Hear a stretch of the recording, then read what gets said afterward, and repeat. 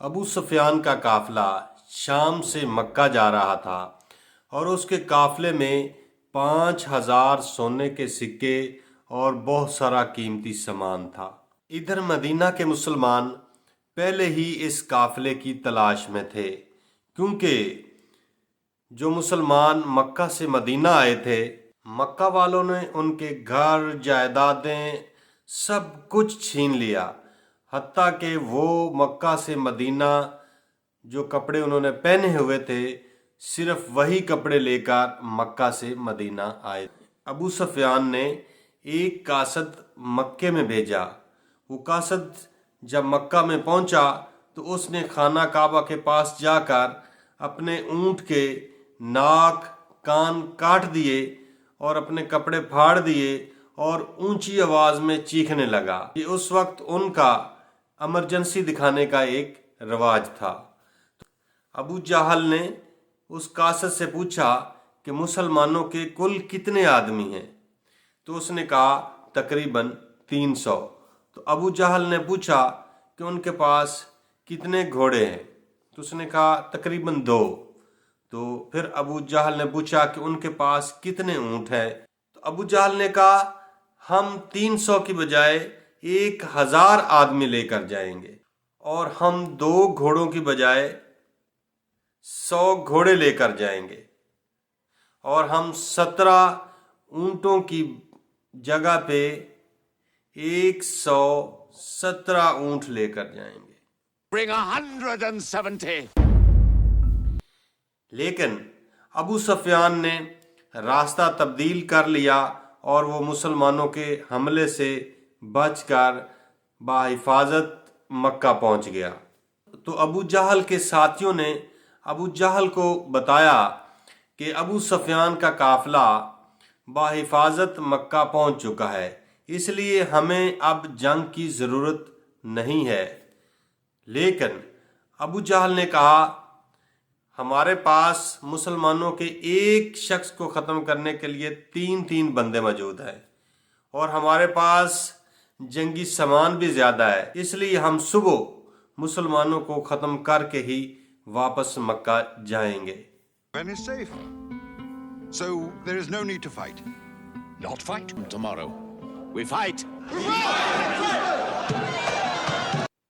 دونوں فوجیں بدر کے مقام پر اکٹھی ہوئیں، اور حضور صلی اللہ علیہ وآلہ وسلم نے اپنے صحابہ کرام کو ایک ایسے کنویں پر پڑاؤ کا حکم دیا جہاں پانی موجود تھا۔ یہ ایک جنگی اسٹریٹجی تھی کہ جب صبح جنگ ہوگی تو مسلمانوں کے پاس پینے کے لیے اور وضو کے لیے پانی مہیا ہوگا۔ تو اگلے دن نام عتبہ تھا، اس نے مسلمانوں کو للکارا اور کہا جنگ کے لیے کوئی ہے جو ہمارا مقابلہ کر سکے؟ تو مسلمانوں کی طرف سے 3 انصاری صحابی میدان میں اترے، لیکن عتبہ نے کہا یہ کون ہے؟ ہمیں تو ان سے جنگ نہیں کرنی، ہمیں تو اپنے بھائیوں کے سر کاٹنے ہیں جنہوں نے اپنے باپ دادا کا مذہب تبدیل کیا ہے۔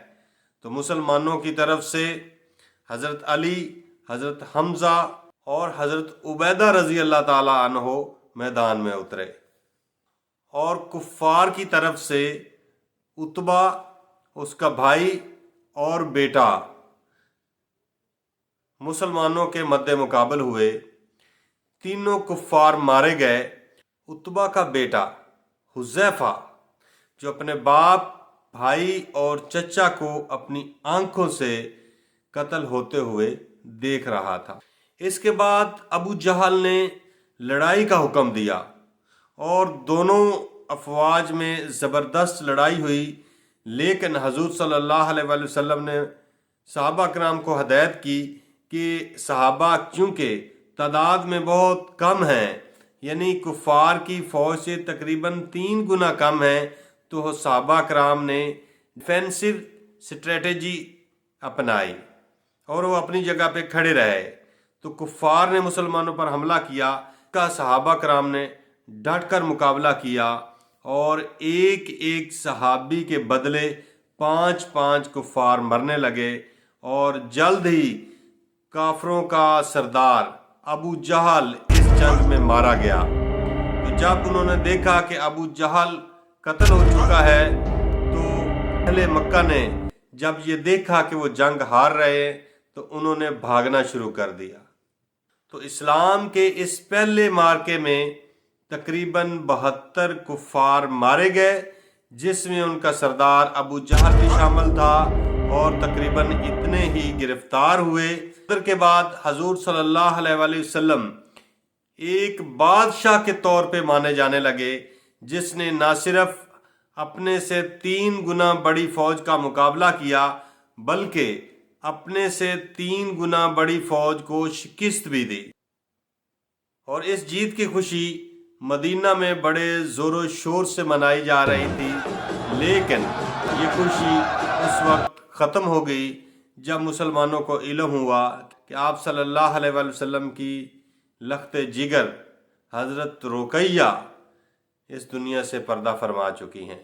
لیکن اب ابو سفیان 3000 کی فوج سے مسلمانوں سے بدلہ لینے کے لیے ایک نئی جنگ کی تیاری کر رہا تھا۔